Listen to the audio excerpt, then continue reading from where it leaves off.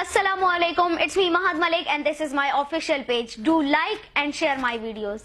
जब आप अपने अच्छे को अच्छा समझने लग जाएं और बुरे को बुरा समझने लग जाएं और आपकी अक्ल काम करने लग जाएं तो मेरे ख्याल में यही काफी होता है कि आप उलमा का दिफा करें, इसलिए कि उलमा ऐसे वाहिद लोग होते हैं कि जब आपके ऊपर बुराई आ जाए तो ये आपको मायूसी से निकालने के लिए तैयार खड़े रहते हैं, और जब कोई खुशी का मौका आता है तो यही वो उलमा होते हैं जो आपको बताते हैं कि ऐसी खुशी मनाओ जिसकी वजह से तुम्हारा रब नाराज ना हो।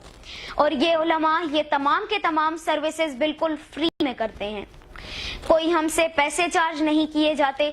हम इस दुनिया में लाखों रुपए लगाते हैं, लेकिन ये उलमा बगैर 1 रुपया लिए हमें बताते हैं कि हमें अपनी आखिरत कैसे संवारनी है। तो आप बताएं, हम इनका दिफा नहीं करेंगे तो किसका करेंगे?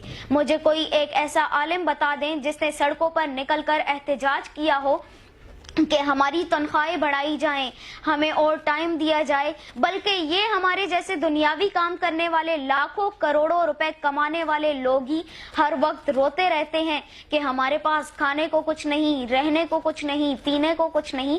तो जो उलमा आपको मायूसी से निकाले और जो उलमा आपकी आखिरत को संवारने की कोशिश करे, तो क्या आप उनके लिए कुछ अल्फाज नहीं बोल सकते? उलमा अंबिया के वारिस है, अगरचे हमारे दीन में उलमा की हैसियत सिर्फ एक कासिद और पहुंचाने वाले की है, मगर जिस तरह इसका फरीज़ शरीयत पहुंचा देना है, उसी तरह उम्मत की भी जिम्मेदारी है कि इनकी ताज़ीम और अदब बजा लाने में कोई कोताही ना करें और एक मुक्तदी और रहनुमा की जैसी कदर बजा लानी चाहिए। अगर मेरी ये वीडियो पसंद आए तो शेयर करना ना भूलिए। शुक्रिया।